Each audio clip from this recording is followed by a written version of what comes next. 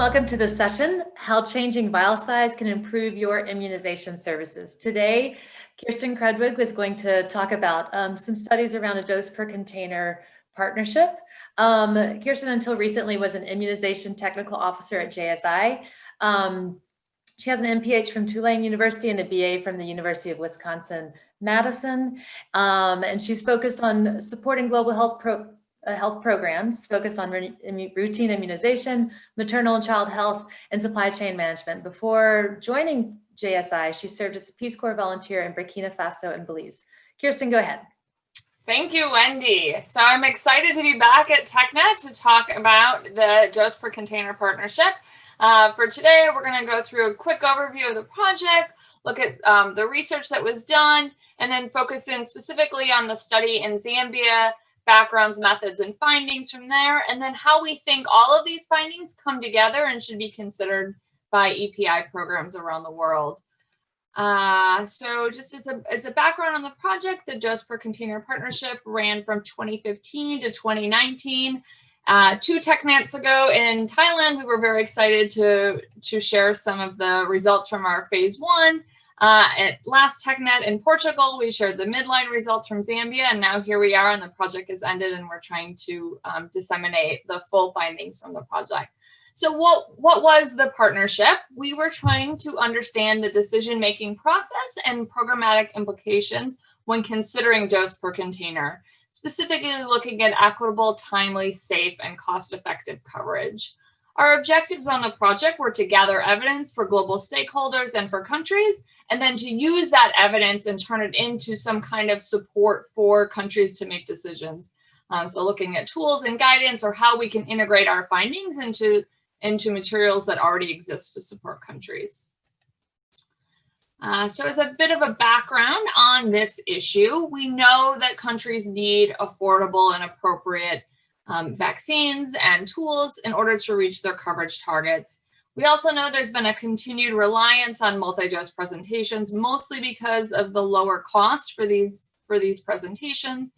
But because of multi-dose presentations, we've also heard that healthcare workers have a fear of wastage and stockouts, and so may be hesitant to open a vial unless they feel like there is enough children present and we weren't really sure what that enough meant. We know there's very little evidence that exists on this question, and so the project came together to really try to fill in some of those gaps and try to understand these issues and then be able to turn that evidence into something that can help make decisions. So the main components that we were looking at under the project were coverage, as already mentioned, and within coverage, we were looking specifically at equitable and timely coverage, as well as session size and frequency. We also wanted to look at cost per dose, as well as cost effectiveness. The cold chain supply chain is an issue that comes up frequently related to dose per container. So we wanted to understand how the vial size would affect these issues. Wastage was another important area, looking at open and closed vial wastage. Safety, there is some concern about risks associated with multi-dose vials and adherence to the multi-dose vial policy. So we wanted to look at that. And then the final component was healthcare worker behavior and needs. So are there missed opportunities associated with dose per container? Are healthcare workers unwilling to open a multi-dose container because of any concerns they may have with wastage or stockouts? So these 6 components were how we framed all of the research we did, really trying to understand the effects on each of them. So just an overview of the research that was done by the project, we, on the objective of looking at decision-making, we did a series of case studies in multiple countries, trying to understand what happened when a country did change the presentation for a vaccine, and also how they made decisions around which vaccine presentation to use. We looked at the role of NITAGs in making these decisions, and then we reviewed 10 different tools that are often used by EPI and partners when in trying to see how DPC is incorporated in each of those tools. And then for our second objective on understanding programmatic implications, we conducted research in 3 countries. Senegal, Vietnam, and Zambia. We had formative research in Senegal and Vietnam, really trying to understand the effects on DPC on each of those components that I had mentioned earlier. And then in Zambia, we had implementation research. So we took 5-dose vials of measles rubella vaccine and replaced the 10-dose vials of MR that were currently being used and then measured the effects over a year. And that's what we're going to focus on today. As well, in Zambia, we work with the Hermes modeling team to look at computer simulation modeling to understand different scenarios and the effects of changing vial size in Zambia. So let's focus on the Zambia research. I think this is the piece that people are the most excited about. And this was the one area where we were really able to dig deep and see what happens when a change happens. The objectives of this specific research were to understand the effects of switching from 10-dose vials to 5-dose vials of measles vaccine on coverage, wastage, dropouts, session size and frequency, storage and distribution capacity and logistics, service delivery, and then total systems costs. We also wanted to understand how the presentation could influence missed opportunities, timely coverage, equitable coverage, and safety. And then, as I mentioned earlier, we're really interested in healthcare worker behavior and preferences. And so really trying to understand how these two different presentations may influence their behavior. So just a short background in Zambia, the 10-dose vials of measles-containing vaccine are used. They use the product that's manufactured by Serum Institute of India. They introduced a second dose of measles in 2013, and then had a campaign for measles rubella in 2016 before making the switch from measles to measles rubella in 2017. There had been a little bit of a delay in when they made that switch, and so the districts that participated in this study switched a few weeks earlier than the rest of the country, so that we weren't in the middle of our study when they had the switch. Measles rubella is given at 9 and 18 months in both fixed and outreach sessions. We've seen that in Zambia, coverage overall is fairly high, but has fluctuated quite a bit over the last few decades. We also know that coverage of second dose is fairly low, and there's a lot of disparities between districts in coverage. And so we wanted to understand what might happen by switching from the 10-dose to the 5-dose product.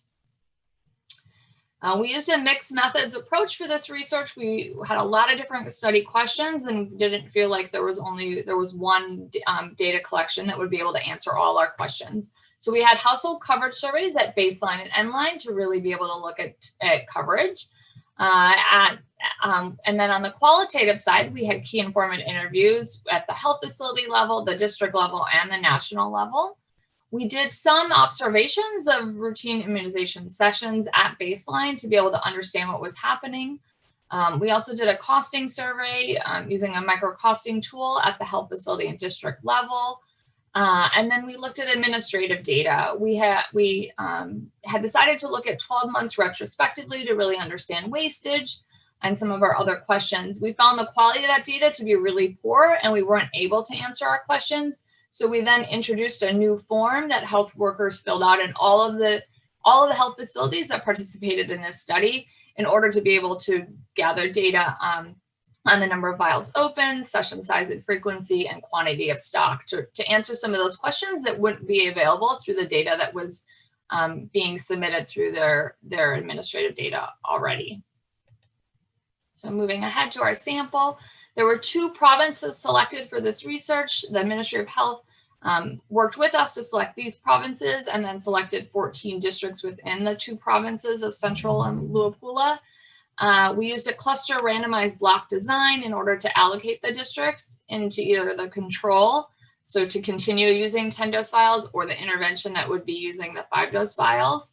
The districts were matched according to their population size, the population size of their health facilities and the number of health facilities within each district. And we used the regular distribution system to receive the 5-dose vials. The total sample was determined by the amount of vaccine that was donated by Serum Institute of India, and what we determined we would be able to continue this research for a full year. The household survey used this 2-stage cluster design. We used the questionnaire that was adapted from WHO, and we had 2 different cohorts because we wanted to be able to look at both first and second dose coverage, and so had the separate cohorts in order to measure both. The data was collected on mobile data collection devices using surveyed CTO and analyzed with Stata, and we used a difference in difference analysis in order to be able to determine the intervention effect. So what did we find? We were excited to find that there was an intervention effect on coverage. I know there's a lot of data on this slide, so I just want to point to the bottom. What we learned is that on first dose coverage, the intervention effect was almost 5%. So that means that a 5% increase in coverage could be was affected by the switch from 10 to 5 dose vials. On second dose coverage, we found that the effect was 3.5%. So overall, we did find that there was a significant increase in coverage due to the switch in vial size. I think this is a pretty important finding and very interesting for everyone that has wondered what the difference could be in switching. As we had mentioned, we were very interested in timely coverage as well. On this issue, looking specifically at the children that were vaccinated within 4 weeks of when they were due for either the first dose or the second dose, we did not find an intervention effect.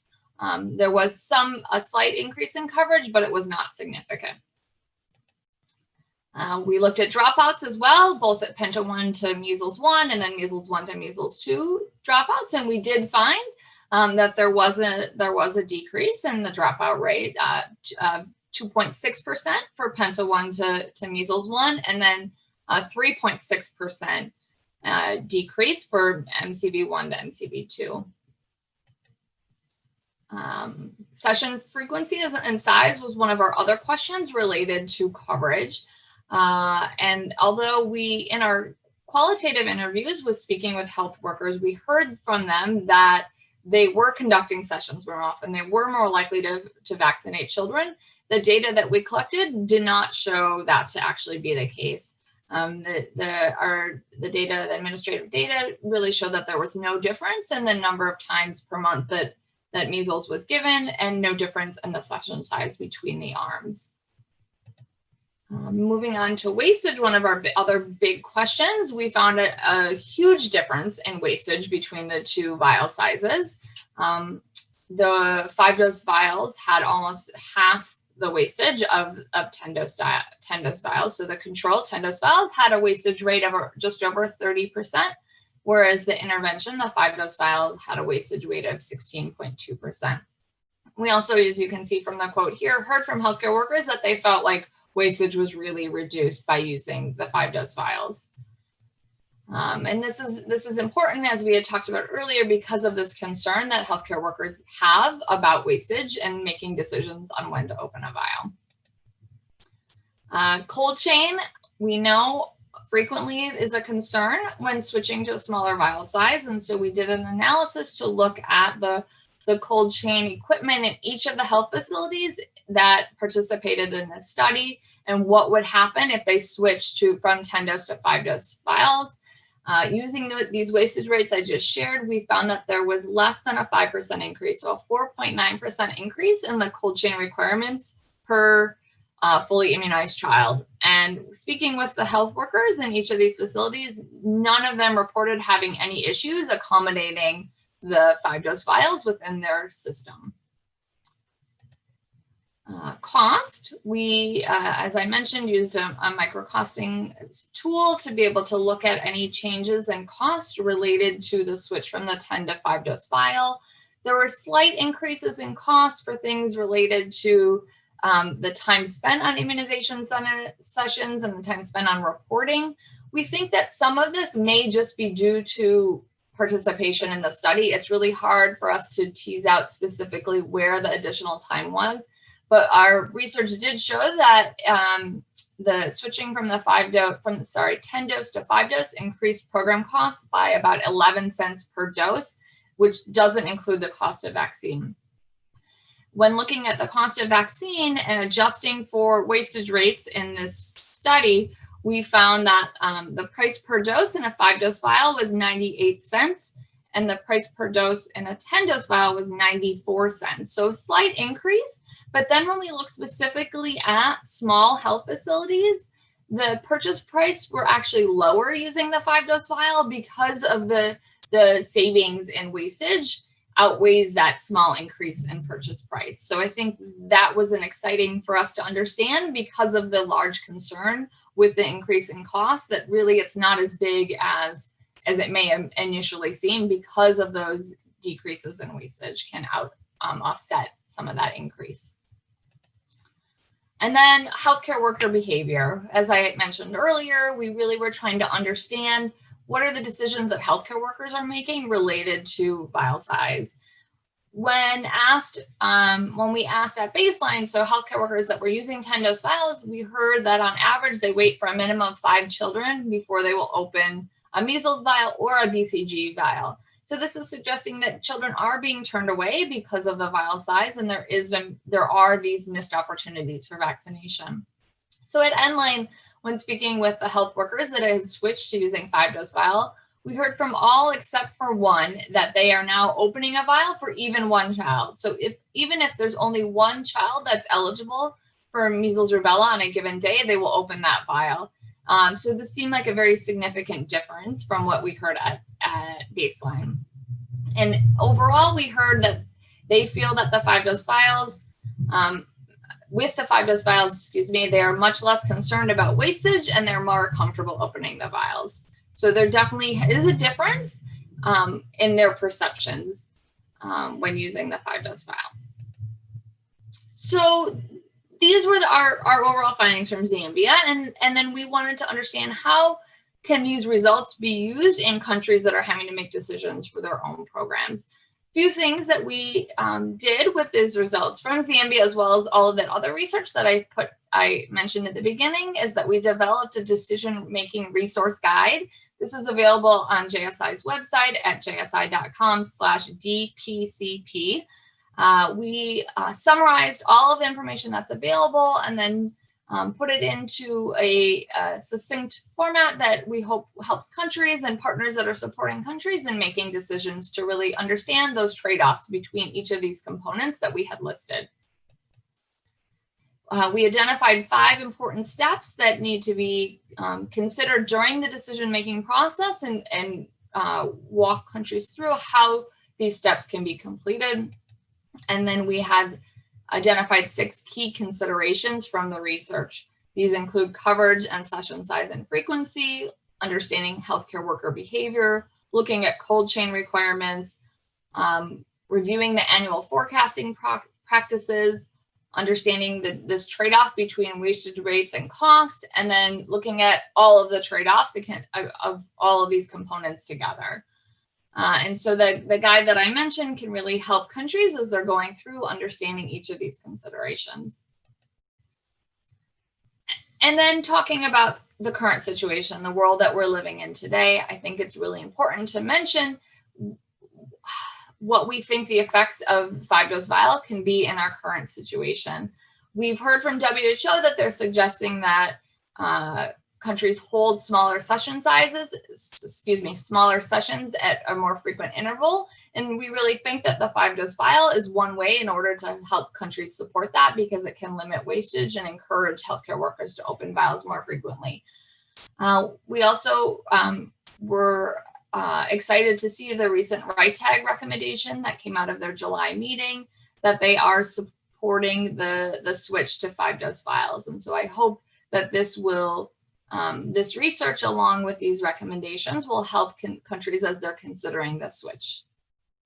I think that is my final slide. Yes. Great, thank you. That was great to get an update on where the studies come and the results and how it really is applicable right now in the time of COVID. We wanted to do now just a little bit of Q&A to kind of dig into the details of some of these topics that are burning with EPI supply chain managers. And so one of my questions that I always get when I'm talking to EPI managers and logisticians around smaller vial size is their concern over cold chain space, that they assume smaller vial size is going to require much more cold chain space, and the countries just don't have that. Could you tell us a little bit more about the findings from that study in regards to that? Yeah, great. I think that it's important that we do really highlight this because there is such a concern about cold chain. We hear it frequently. As I had said in the research we did, looking specifically at the facilities that participated in the Zambia study, we found a 4.9% increase, which yes, is something. But when we looked at the space available, all of the health facilities could accommodate that slight increase. The Hermes modeling work we did also looked at this question for the entire country of Zambia and found that health facilities would be able to accommodate the difference. The only concern was during transport, but that concern was there already, even with 10-dose vials. And so, yes, it is an issue, but it's something only in those specific areas, and there have been workarounds that have been discussed in Zambia that they're already having to use in order to be able to accommodate the vaccines that are currently in the system. Great. Thank you. Why I have to advance, sorry. Okay, and so this is another question that we've heard from other stakeholders when they've seen these results. It is a small sample, of course. It was one small sample from Zambia, but how applicable do you think the results are for other countries and settings? We know that Zambia, it was a small sample within Zambia. We were only in 14 districts. We were only there. We actually had about 11 months of data at the end that we were able to collect.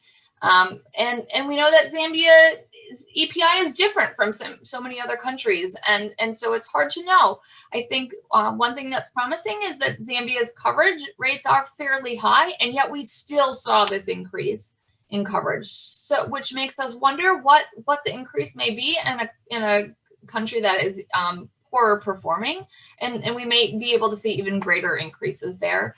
I think there is a need for additional research, but I also think these findings are very promising. And along with the recommendations from WHO to be considering more frequent sessions and right tag recommendation, I think this is enough for countries to start making decisions for themselves about considering a switch. Yeah, that's a great point. It does seem there's enough evidence and guidance for countries to consider this when it's appropriate to consider a change like that. That's great. And then COVID. This is like the big elephant in the room that we can't seem to get away from. Other concerns we've had is that countries right now are focusing on a COVID response and the recovery plan and how you go back and catch up the kids that have been missed during the COVID serious lockdowns. Is it too much for countries to start thinking about different vial size presentations of other vaccines when there's now planning for a COVID vaccine and when they're planning on how to catch up with the missed opportunities already? I think it's hard, right? This is a major question, but at the same time, we know that the timing is right more than ever right now. There are children that are being missed. We want to find any way to be able to reach every child that's eligible for a vaccine. And so one way to do that is to have smaller sessions, more frequent sessions, and to really be able to encourage healthcare workers to open the vial for even one child. So if there was this fear previously about wastage or about being stocked out with a 10-dose vial, by thinking about switching to a 5-dose vial, hopefully those healthcare workers are more able to open a vial each time. We also think that the COVID response can be used to strengthen their overall system. And this is a great time to be thinking about these important changes that could really strengthen their system. And smaller vial sizes is definitely one of those considerations.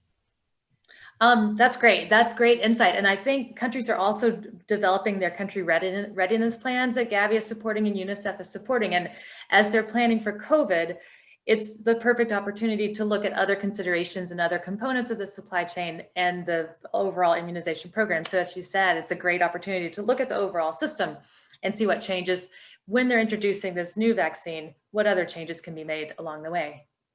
Yeah, it's a great point. And then I know this study took place a couple years ago. I've heard some countries have already switched or considering switches. Do you have any updates on that? Sure, I have a list here I have to read so I don't miss any of them. So we know India's been using 5-dose vials for years. They have been one of the examples that we've often shared. We also know that Botswana uses a single-dose vial already. More recently, Lesotho, Laos, and Eswatini have switched to the 5-dose vial. So we are looking forward to being able to understand the data that's coming from these countries. And then there's several countries that have expressed interest, and this includes Comoros, Eritrea, Maldives, Sao Tome and Principe, Seychelles, Sierra Leone, and Timor-Leste. And then most recently, we've heard that Niger is planning to switch next year. So a wide variety of countries, some really small countries, but also some larger countries, and I think a mix of performance between countries. So it will be interesting to see their experiences with switching. Great. Yeah. One thing I heard from Niger is that their decision to switch, it was pretty clear cut. The 5-dose vials became available. The EPI manager knew the benefits of it. It was clear, and just decided to move forward with it it wasn't a big having to consider everything, because they've seen the benefits so strongly from this study, from other studies, that it was just a clear-cut decision. So yeah, aligns with a lot of what we heard through this research, is that the decision making is not always, doesn't follow the same pattern in every country, and sometimes it is just an understanding that this makes more sense without having a lot of data, whereas other times there's more data needed to be able to make that decision. Yeah. Great. And then I think the other way. Oh yeah, this was the other question that's always come up for me. Because from the results of the study that you just showed, and the experiences with countries that have already switched, it does seem to be a clear-cut decision. It's improved coverage rates, it decreases wastage, the cost is negligible, the cost difference, and there's no supply chain constraints, or if there are constraints, they're manageable, right? So I always kind of find it surprising that some countries just have not jumped on this opportunity to switch to 5-dose. Do you have any insights or thoughts of why that is? We know change is hard. There's a lot of decisions that EPI managers are having to make every year.